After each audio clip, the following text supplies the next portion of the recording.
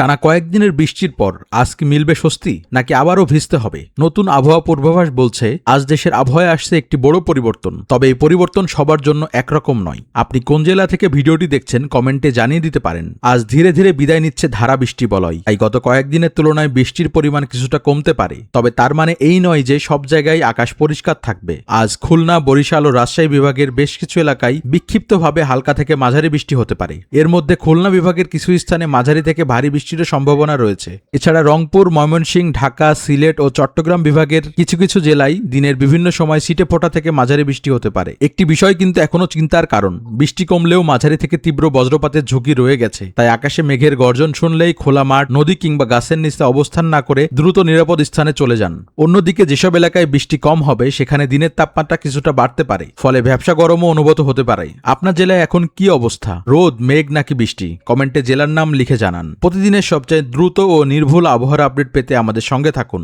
আগামী আপডেটে জানাবো জুলাইয়ের তৃতীয় সপ্তাহে নতুন বৃষ্টি বলয় কবে থেকে সক্রিয় হতে পারে। নিয়মিত আপডেট পেতে আমাদের ফেসবুক পেজ ও ইউটিউব চ্যানেলটি এখনই ফলো দিয়ে রাখুন।